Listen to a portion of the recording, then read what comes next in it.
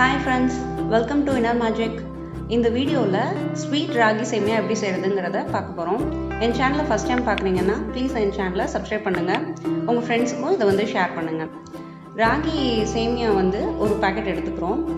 இந்த ஸ்வீட் நம்ம எப்படி செய்ய போறோம் அப்படினா ராகி புட்டு செய்வோம் இல்லையா, அதே மெத்தட்ல தான் இந்த ஸ்வீட் நம்ம செய்ய போறோம். இதுக்கு ஒரு பாக்கெட் அளவு நான் எடுத்துர்க்கேன். இது ஒரு ஈவினிங் ஸ்நாக்ஸா நீங்க ஒரு 4 or 5 பீப்பிளுக்கு நம்ம கொடுக்குற அளவுக்கு இந்த சேமியா வரும்.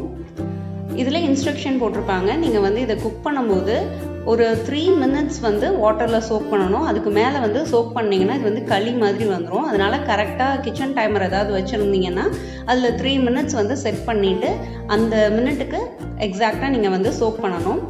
அதை வடிகட்டுறதுக்கு நான் தேவையான பொருள்லாம் கரெக்டாக எடுத்து வச்சுருக்கேன். ஸோ 3 minutes ஆன உடனே டக்குன்னு நான் இதை வடிகட்டி எடுத்துக்கிறேன்.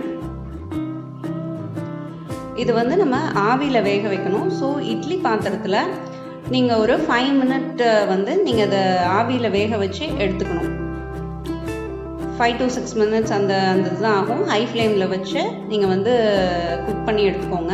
இப்போ பாருங்கள், இது நல்லா வெந்துருச்சு. அதோட கலர் நல்லா சேஞ்ச் ஆகிருக்கு, நமக்கு நல்லா தெரியுது. ஸோ இதை எடுத்துட்டு சூடோடு இருக்கும் போதே இதை நல்லா உதுத்து வச்சுக்கணும். இதை பவுலுக்கு நம்ம ட்ரான்ஸ்ஃபர் பண்ணிக்கலாம். இதுக்கு நீங்கள் ஒயிட் சுகர் போட்டிங்கன்னா தான் நல்லாயிருக்கும். இதுக்கு வெல்லம் அந்த மாதிரிலாம் ஆட் பண்ணோன்னா அந்தளவுக்கு அது கோட் ஆகாது. ஸோ இதுக்கு ஒயிட் சுகர் தான் நான் போடுறேன். நீங்கள் 5 to 6 teaspoon white sugar add பண்ணிக்கோங்க ஒரு பேக்கெட் ராகி சேமியாவுக்கு. ஒரு டிப் என்னென்னா, நீங்கள் உப்பு ராகி சேமியாலே உப்பு செய்கிற மாதிரி இருந்தது அப்படின்னா நீங்கள் புளிச்ச மோரில் உப்பை கலந்துக்கிட்டு கொஞ்சமாக தண்ணி விட்டு நல்லா மிக்ஸ் பண்ணி நீங்கள் தாளிச்சிங்கன்னா அது நல்லாயிருக்கும். இப்போ நான் பாசி பருப்பு இருக்கு இல்லையா, அதை கொத்து பருப்பாக வேக வச்சு அதை நான் ஆட் பண்ணியிருக்கேன். இது நல்லா மிக்ஸ் பண்ணிக்கோங்க. இப்போ தேங்காய் துருவி வச்சுருக்கேன் ஒரு 1/4 கப் அளவுக்கு. அதையும் நம்ம இதில் சேர்த்துக்கலாம். நான் சொன்ன மாதிரி அந்த உப்பு ராகிக்கு நீங்கள் சேர்த்து பாருங்கள், ரொம்ப நல்லாயிருக்கும்.